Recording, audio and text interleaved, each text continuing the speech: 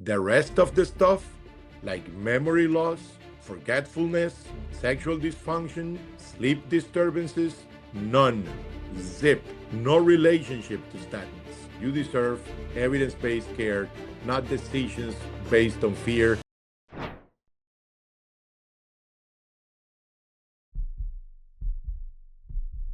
Raise your hand if you or someone you know have stopped taking a statin because of a side effect, mental fogginess, fatigue, muscle aches, or just feeling off.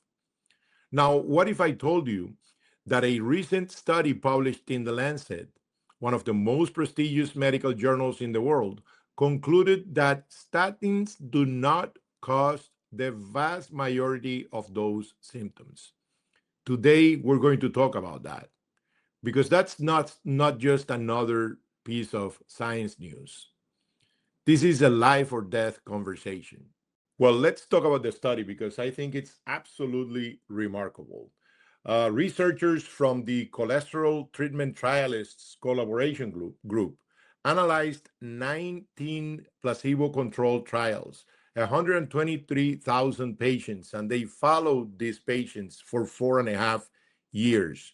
The researchers examined the 66 reported side effects on the drug's label, what's written as a possible side effect on the statin labels. And what they found was absolutely stunning. Only 4 of the 66 reported as possible side effects were directly linked to statins. The rest of the stuff, like memory loss, forgetfulness, sexual dysfunction, sleep disturbances, none. Zip. No relationship to statins. And of those that the statins were found to be linked to, their incidence was minimal, less than 1%.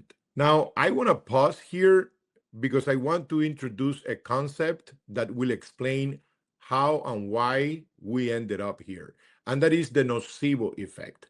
The nocebo effect, the best way I found to explain it is by explaining first what is the placebo effect, which most of us are familiar with. The placebo effect is when you think that drug X, if you take it, it's going to do something good for you. You take it, and yeah, following day, you feel fine. The symptom disappeared. The nocebo effect is the opposite. When you think that if you take drug Y, then you're going to have a headache. You take drug Y, and the following day, you have a headache.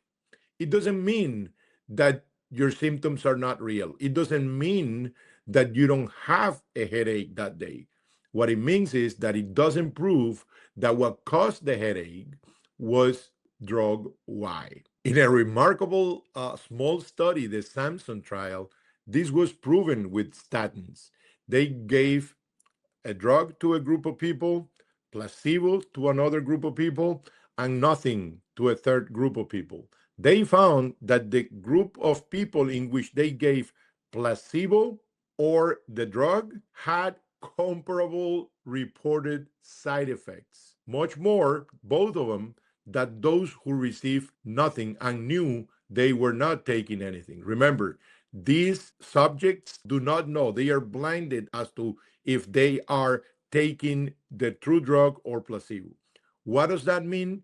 Well, they concluded that 90% of the symptoms that are attributed to statins are actually regular background symptoms that a normal person that is not taking them or basically is taking a sugar pill can have to. Why did we end up here? Why a drug that is supported by medical evidence so strongly has such a bad reputation? Well, the answer may be in the package insert. If you list 66 possible side effects in the package insert, that now we know that the vast majority of them are not caused by statins, the mind of the person gets primed for those and is expecting those side effects. Then you start taking the drug, and 3 weeks down the road, you had maybe a bad day at work or you didn't sleep well and you feel fatigued, have a headache. First thing that your mind will reach for will be the statin. You will think that that symptom is caused by the statin. And things get even worse. You go to see your doctor, you tell your doctor, hey, doc, you know what? I feel so fatigued since I'm taking this drug and I'm convinced that that's what the problem is. And your doctor then switches you to a different statin or maybe just stops the medication. And then at the end of all of this, of course, your symptom will go away. And then not only you, but also your doctor believes that the cause of the symptom was, in fact, the statin when there is absolutely no proof that it was. Then there is social media. All these claims that are made in social media, in forums, also a well-meaning family member that quote unquote had a horrible experience with statins. Those are anecdotes. That is not medical science. And all of that has contributed to put the statins on this hall.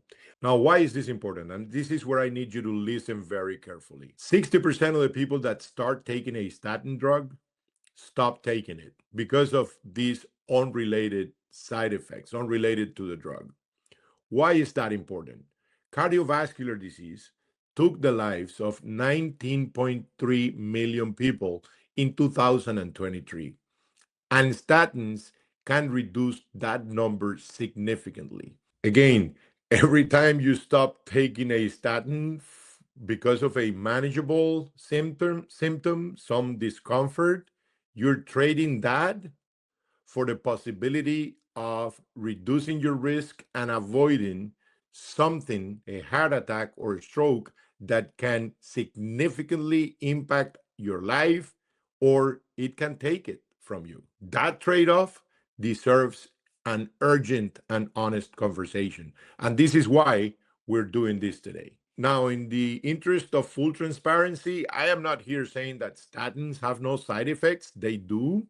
And muscle pain, myopathy, is something significant. And less than 1% of people that take statins can develop a myopathy.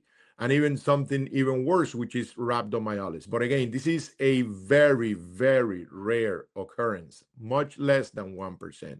Another one could be elevation of the liver enzymes that in the vast majority of times, if the elevation is not significantly enough, we do not even recommend to stop the drug because the benefits of the drug way outweigh that risk.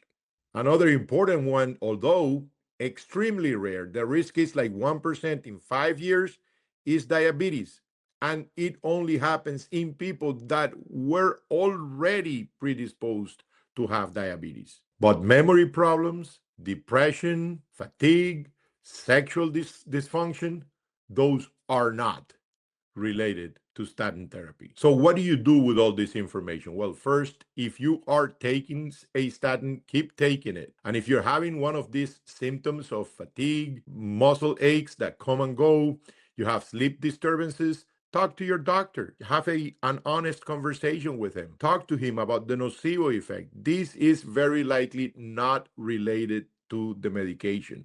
Another thing that can be done is something that one of the main investigators in this cholesterol treatment trialists group recommended, which is that the drug companies might need to modify the label of the drugs in order to reduce the effects of this nocebo effect that we were talking about. And third, be skeptical about what you hear in social media.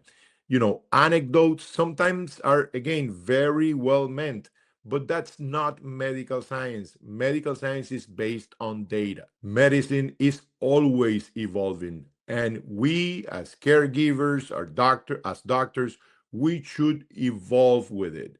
We shouldn't stand in front of it and be rigid. Statins are not perfect, but there are too many myths out there that need to be debunked. And this is why we're doing this podcast. And this is why I'm so happy that this study was completed, because this is actually, like I said at the beginning, a life and death or death conversation. Remember, you deserve evidence-based care, not decisions based on fear.